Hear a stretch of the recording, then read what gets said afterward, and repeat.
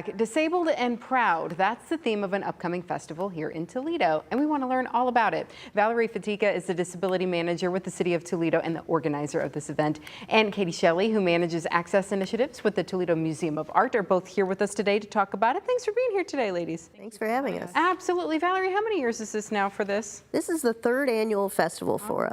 All right. And this year it's going to be at Glass City Metropark, right? Bigger and better this year at Glass City Metropark.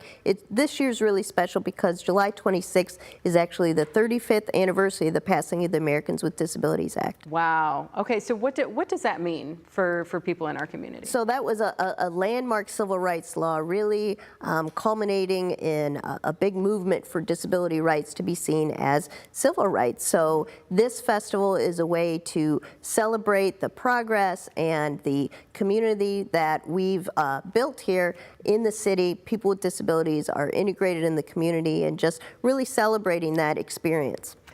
Katie, talk a little bit though about maybe what we can do more, what we can do better.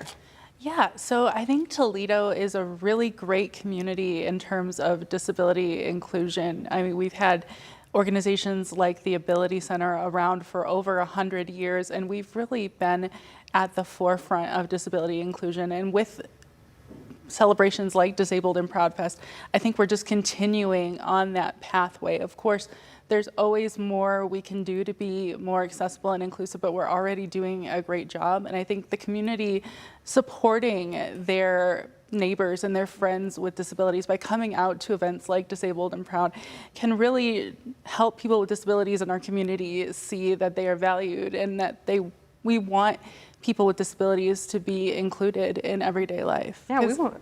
Sorry, go ahead. Go ahead. I was just going to say, you know, the Americans with Disabilities Act, it's been 35 years, but in the grand scheme of history, that's not very long at all. You're right. And so I think there is still this sense, especially among people with disabilities, that sometimes we don't always feel included and welcomed in spaces. So living in a community like Toledo that has Disabled and Proud Fest, I think is really important, and having the community show up and show out for their disabled friends and neighbors, I think is really important. Well, maybe in a few years, from a couple decades from now, we'll be celebrating 35 years of Disabled and Proud Fest, huh? No, hopefully it keeps going, yeah.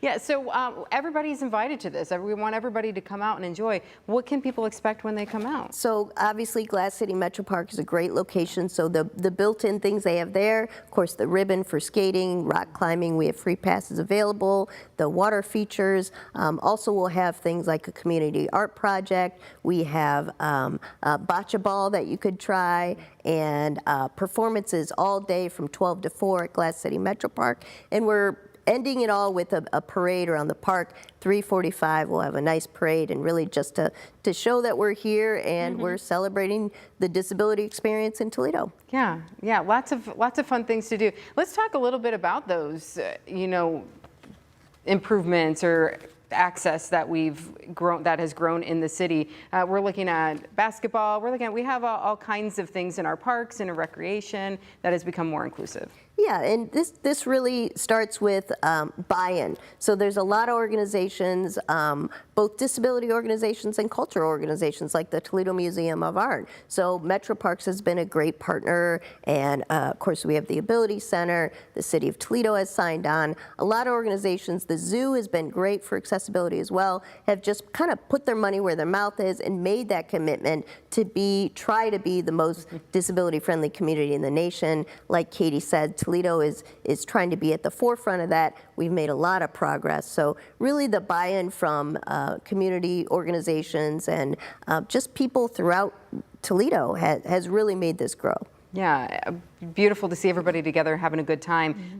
Talk a little bit more about TMA and what you all have done here. So I have been in this position at the Toledo Museum of Art focusing on our accessibility initiatives for 4 years, and it's really the first concentrated effort at the Toledo Museum of Art, generously endowed by the Conda family, to ensure that there is someone full-time working on accessibility and inclusion at the Toledo Museum of Art. And that's not just physical accessibility, making sure that individuals with disabilities can enter a space, but also thinking, once they're there, are our programs accessible? Can we make sure that our galleries are accessible? How is the art accessible to individuals who are blind or have low vision? So thinking through interpretive elements as well. Beautiful, because it's a beautiful museum. We Yes. want everybody to be able to have access to that. So we want to come and celebrate and have a good time. Saturday, 12 to 4, Glass City Metropark, free, right? Absolutely, Yeah. and we hope you come out and join us. Have a good time. Ladies, thanks for being here today. Thank you Thank so you. much.